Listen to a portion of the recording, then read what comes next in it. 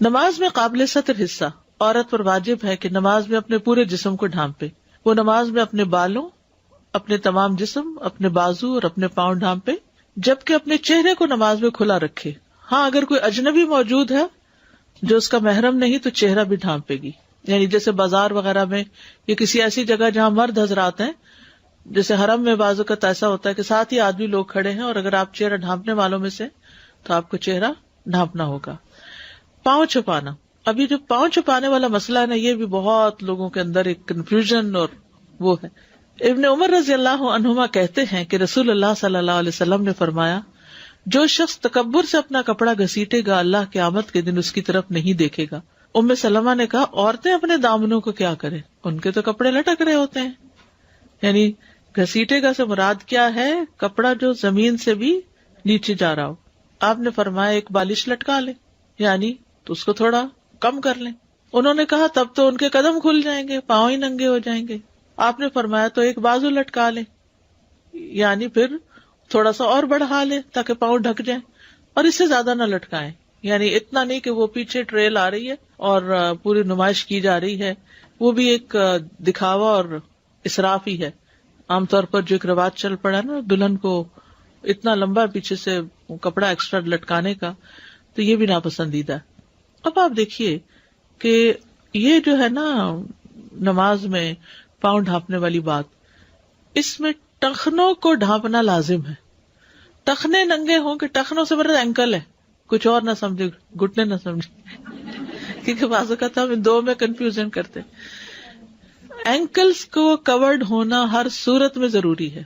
مشکل یہ ہے کہ ہماری تو شلواریں بھی اونچی چڑھ جاتی تھی نماز پڑھتے ہوئے، اور اب تو جو پجامے آ گئے ہیں اس کی وجہ سے ٹخنے ڈھانپنا ناممکن ہو گیا. وہ چڑھ جاتے ہیں، تھوڑی سی بھی بلکی ہو عورت. اور پھر آپ دیکھیے کہ عورتوں کے ساتھ پریگنینسی بھی ہے، بچے کو دودھ پلانا بھی ہے، موٹاپا بھی ہے. مردوں کی نسبت عورتیں زیادہ اس طرف مائل ہوتی ہیں، اور اس میں نماز تو کہیں بھی آ جاتی. کبھی انسان اپنے گھر ہے، کبھی کلینک پہ ہے، کبھی کہیں باہر ہے. تو ایسا کپڑا پہننے سے پرہیز کیجیے کہ جس میں نماز نہ ہوتی ہو، ٹھیک ہے نا، جو سطر نہ ڈھانپتا ہو. تو نماز میں آپ کے ٹخنے لازم ڈھکے ہونے چاہیے. ہاں اگر جیسے آپ نے لمبا پہنا، کھڑے ہیں جلباب پہن کے، جلباب پاؤں تک ہے، پاؤں بھی ڈھکے ہوئے ہیں، لیکن جب آپ رکوع میں جاتے ہیں تھوڑا بہت اگر ہیل پیچھے سے ہلکی سی نظر آ گئی تو خیر، لیکن اگر ٹخنے ننگے ہو گئے تو نماز باطل ہو گئی. ہاں اگر آگے پنجوں سے تھوڑا بہت کپڑا آگے پیچھے ہو جاتا ہے تو خیر ہے، کوئی ایسی بات نہیں ہے. کیونکہ اگر آپ جرابے بھی پہنتے ہیں تو بھی تو شیپ نظر آ رہی ہے نا، تو ساتر تو نہیں ہے. اور ایک اور روایت میں آتا ہے کہ جیسے نبی صلی اللہ علیہ وسلم نے فرمایا کہ اس زمانے میں ہر شخص کے پاس 2 کپڑے نہیں تھے. خواتین کے پاس بھی بعض اوقات ایک ہی لمبی شرٹ جیسے جو بسا ہوتا ہے نا وہی ہوتی تھی، اسی میں نماز پڑھتی تھی. تو اگر اس میں پڑھتے ہوئے پاؤں کا اگلا یا پچھلا حصہ تھوڑا سا جیسے سجدے میں گئے تو پیچھے سے تلیاں جو ہیں تھوڑی سی دکھنے لگتی ہیں، پنجے تلیاں، کوئی حرج نہیں، لیکن ٹخنے ننگے نہیں ہونے چاہیے. اس میں آپ دیکھیے مردوں کے لیے ٹخنے ڈھکے نہیں ہونے چاہیے، عورتوں کے لیے ٹخنے ننگے نہیں ہونے چاہیے. بس یہ اصول یاد رکھے. مرد اور عورت کی نماز کا جو فرق ہے نا، وہ سجدوں کا فرق بتاتے رہتے ہیں، سجدہ ایسا کریں ایسا نہ کریں، عورت یوں کرے مرد ایسے کرے، لیکن اصل فرق جو ہے وہ لباس میں ہے. ٹھیک ہے. باریک لباس میں نماز پڑھنے کا حکم. رسول اللہ صلی اللہ علیہ وسلم نے فرمایا، میری امت کے آخری زمانے میں لوگ کجاووں کی طرح کی زینوں پر سوار ہوں گے. یعنی کجاوے کیا ہے؟ جو سیٹ رکھی جاتی ہے اوپر، کس پہ؟ اونٹ پہ. تو اب یہ جو کارز وغیرہ ہیں یہ بھی سیٹس ہی ہیں نا. وہ مساجد کے دروازوں پہ اتریں گے، یعنی پیدل جانے کا رواج ختم ہو جائے گا مسجد میں. ان کی عورتیں لباس پہننے کے باوجود ننگی ہوں گی. یہ آئندہ آنے والے زمانوں کی پیشن گوئی کی گئی ہے. ان کے سر دبلے پتلے بختی اونٹ کی کوہانوں کی طرح ہوں گے. ان کے سر دبلے پتلے اونٹ جن کی کوہان اونچی اٹھی ہوئی ہے، وہ خوب نمایاں نظر آ رہی ہے، اس کی طرح ہوں گے. ایسی عورتیں ملعون ہیں، ان پہ لعنت کرنا. اگر تمہارے بعد کوئی اور امت ہوتی تو تمہاری عورتیں اس کی خدمت کرتی، یعنی ان کی غلام بنتی، جیسا کہ تم سے پہلے والی امتوں کی عورتوں نے تمہاری خدمت کی. تو اس لیے یاد رکھیے کہ سر کی کوہان اٹھی ہوئی ہو، جیسے جوڑا اوپر بنا ہو، تو بھی نماز نہیں ہوتی. ٹھیک ہے، اسی حدیث سے یہ بات ثابت ہوتی. اور اسی طرح اگر باریک کپڑا ہے تو بھی. ابن قدامہ کہتے ہیں کہ ایسے کپڑے کے ساتھ ڈھانپنا واجب ہے جو کہ جسم کی رنگت چھپانے والا ہو. یعنی جب آپ پہنے تو اس میں آپ کی اسکن کا کلر نظر نہ آئے. اگر اسکن نظر آ رہی ہے تو اس کو ڈبل کر لیں. ٹھیک ہے. ساتر لباس کون سا؟ جس سے سطر چھپے، یعنی اسکن کا کلر نظر نہ آئے کپڑے کے اندر سے، سی تھرو نہ ہو جس کو کہتے ہیں. ٹھیک ہے.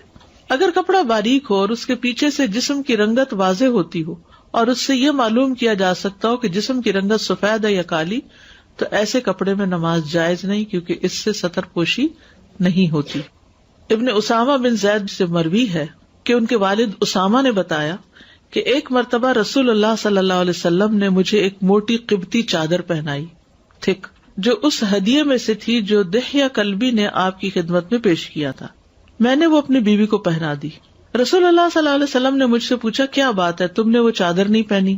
میں نے عرض کیا، یا رسول اللہ، میں نے وہ اپنی بیوی کو پہنا دی ہے.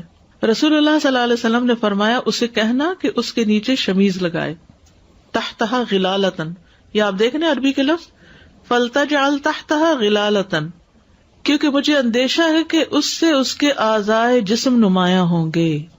تو اس سے بالکل واضح ہو جاتا ہے کہ سی تھرو لباس میں نماز نہیں ہوتی جس سے اسکن کا کلر جھلک رہا ہو. ہمارے ہاں جیسے گرمیوں میں لون کے کپڑے پہنتے ہیں اور لونی کی شلواریں پہنتے ہیں، اور عموماً رواج کیا ہے کہ قمیص تو پرنٹڈ ہوتی ہے اور شلوار پلین ہوتی ہے. لائٹ کلر کی ہو، پلین ہو، تو پھر اسکن دکھنے لگتی ہے، تو وہ نہیں ہونی چاہیے. حالانکہ موٹی قبطی چادر تھی، یہ جو چادر پہننے کو دی تھی وہ کیا تھی؟ موٹی چادر تھی. لیکن پھر بھی آپ نے کہا کہ اس کے نیچے ایسی چیز لگائے کہ جس سے پھر وہ نماز پڑھتے ہوئے جیسے ننگی نہ ہو. ان کے علاقے کو کہا جاتا ہے قبطی، جو ہیں ایجپشنز ہیں. ٹھیک ہے. وہ وہاں کی کاٹن مشہور ہے. تو ایسا کاٹن کا کپڑا کہ جس میں سے اسکن نظر آ رہی ہے وہ نہیں ہونا چاہیے. جیسے فار ایگزامپل کچھ لٹھا جیسا ہوتا ہے نا، یا ایسا کیمرک ہوتی ہے یا اس طرح کے، تو اگر وائٹ ہوتا ہے نا تو اس میں سے پھر جھلکتا ہے. اگر اسی مٹیریل کا نیلا پیلا ہے تو نظر نہیں آتا کچھ بھی، یعنی اگر ڈارک کلر ہے تو. اسی طرح عورت کے لیے تنگ لباس جو اس کی سطر کی چیزوں کو الگ الگ کر کے واضح کرے، یعنی اتنا ٹائٹ ہو کہ ہر عضو الگ نظر آئے، پہننا جائز نہیں.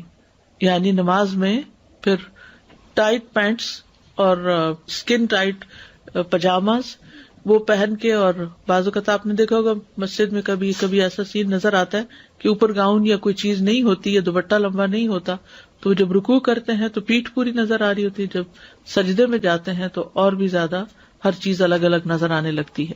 شیخ صالح الفوزان نے کہا، وہ تنگ لباس جو جسم کے اعضاء کو واضح کرتا ہو اور عورت کے جسم کو واضح کرتا ہو، اس کے کولے کو اور اس کے جسم کے اعضاء کو الگ الگ کر کے واضح کرتا ہو، اس لباس کا پہننا جائز نہیں. تنگ لباس نہ مردوں کے لیے پہننا جائز ہے نہ عورتوں کے لیے. مرد بھی اتنا ٹائٹ نہ پہنے کہ بالکل ہی وہ ہر چیز الگ الگ نظر آئے. لیکن عورتوں کا معاملہ زیادہ سنگین ہے، کیونکہ ان کے بارے میں فتنہ بھی زیادہ سنگین. یعنی مرد اگر ٹائٹ پہن بھی لے تھوڑا تو اس سے اتنا فرق نہیں پڑتا، لیکن عورت جب ٹائٹ پہنتی تو اس کا حسن نمایاں ہو جاتا ہے، اٹریکشن زیادہ ہو جاتی ہے. جہاں تک خود نماز کے مسئلے کا تعلق ہے، جب انسان نماز پڑھ رہا ہو تو اس لباس سے اس کے پردے کے مقامات چھپے ہوئے ہوں تو اپنی ذات میں اس کی نماز صحیح ہے. لیکن جو تنگ لباس میں نماز پڑھے گا وہ گناہگار ہوگا، کیونکہ لباس کے تنگ ہونے کی وجہ سے وہ نماز کی شرائط میں سے کسی شرط میں خلل ڈال رہا ہے. یہ تو ایک پہلو ہے. دوسرے پہلو کے لحاظ سے ایسا کرنا فتنے کی طرف بڑھانے والا ہوگا اور لوگوں کی نظریں اس کی طرف اٹھیں گی، خصوصاً عورت کی طرف. تو عورت کے لیے ضروری ہے کہ وہ اپنے جسم کو ایسے کپڑے کے ساتھ چھپائے جو لمبا، مکمل اور وسیع ہو اور اسے ڈھانپتا ہو، اور اس کے جسم کے اعضاء میں سے کسی عضو کو ظاہر نہ کرتا ہو، نہ نگاہوں کو اپنی طرف متوجہ کرتا ہو، نہ باریک ہو، نہ ہی ایسا کپڑا ہو جس کے آر پار کچھ نظر آتا ہو. وہ کپڑا ایسا ہونا چاہیے جو عورت کو مکمل طور پر ڈھانپنے والا ہو. ٹھیک ہے. تو اگر یہ کپڑا ڈھانپ نہیں رہا جسم کو تو نماز نہیں ہوگی. یہ شرائط میں سے ہے. یہ شرائط